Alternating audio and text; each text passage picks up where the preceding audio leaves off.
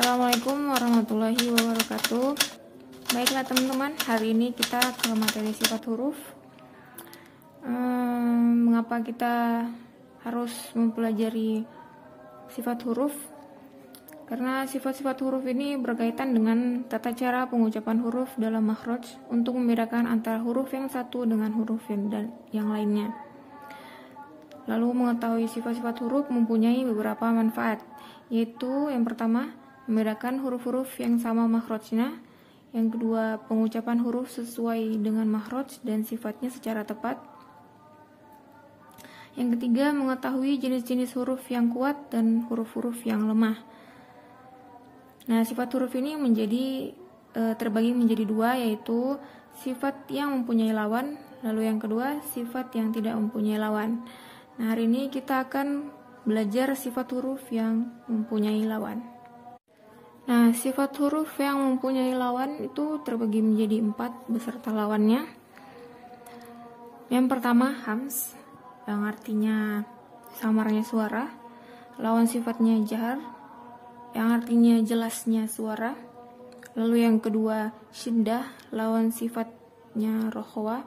Syiddah artinya tertahannya aliran suara. Lalu rokhwa artinya mengalirnya suara. Dan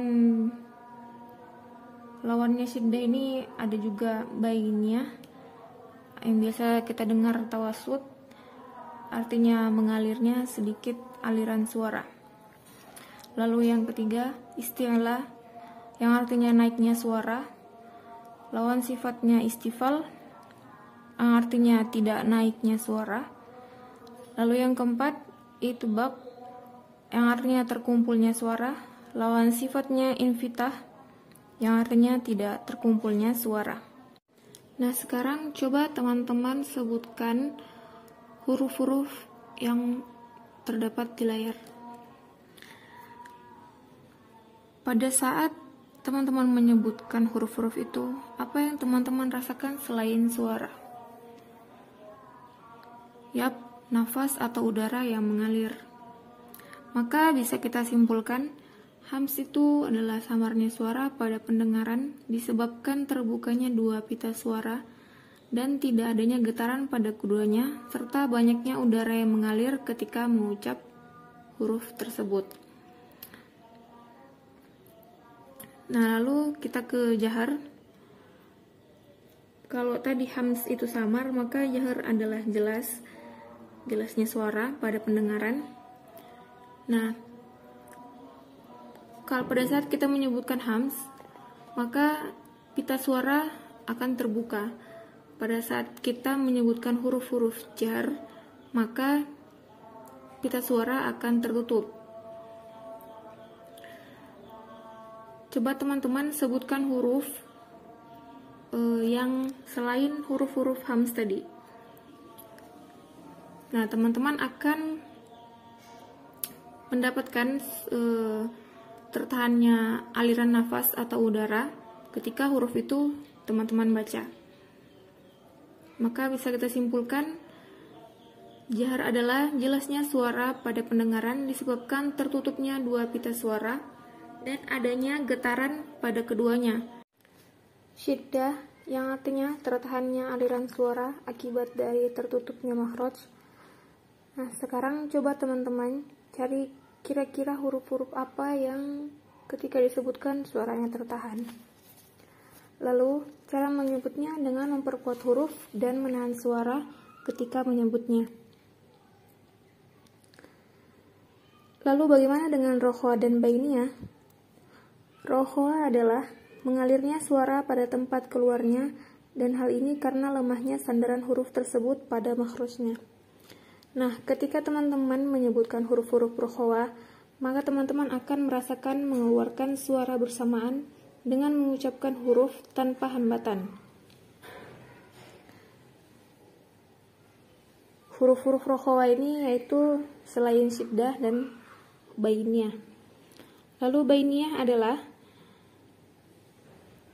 mengalirnya sedikit aliran suara pada makhraj huruf, dan ia adalah sifat antara rokhwa dan syiddah. teman-teman bisa merasakan perbedaan syiddah, rokhwah, dan bainiyah dengan posisikan telapak tangan seperti akan menutup mulut, lalu rasakan aliran suara huruf-huruf tersebut. Huruf-huruf bainiyah adalah seperti layar. Kita ke isti'lah, lawan sifatnya istifal. Jika teman-teman mengucapkan huruf-huruf isti'lah ini, bagaimana posisi lidah di dalam mulut Anda? Ya, seperti gelombang. Maka suara akan naik ke langit-langit mulut sehingga digolongkan huruf tebal. Lalu lawan sifatnya isti'lah, yaitu istifal.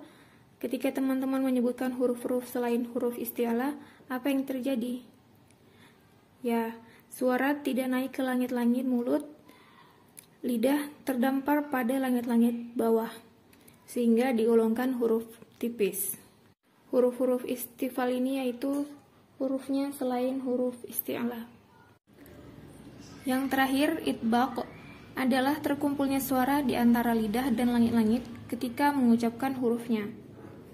Ketika teman-teman mengucapkan huruf itbaq, maka kita akan merasakan terangkatnya pangkal lidah dan bagian tengah ke langit-langit atas pada mulut, serta menyempitnya bagian tengah lidah ke langit-langit atas sehingga terkumpul aliran suara di antara keduanya.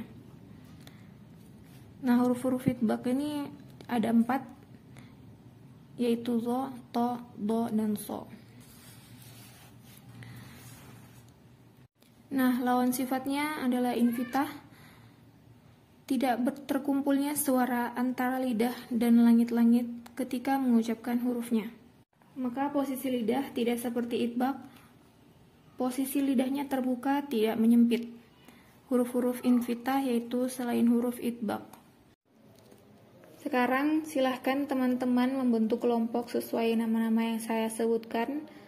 Teman-teman akan dibagi dalam 2 kelompok. Yang pertama yaitu Ibrahim, Solehah, dan Umar. Untuk kelompok kedua, Fatimah, Aisyah, dan Amir.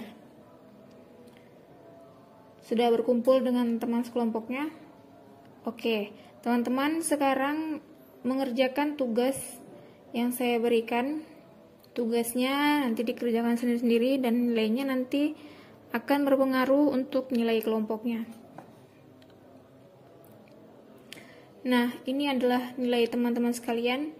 Sekarang teman-teman bisa evaluasi bersama untuk kesuksesan pembelajaran kita kali ini, agar teman-teman tidak hanya 1 atau 2 orang yang paham dengan pembelajaran kita. Oke, kita akhiri pembelajaran kita hari ini. Mari sama-sama menutup pembelajaran kita dengan membaca hamdalah.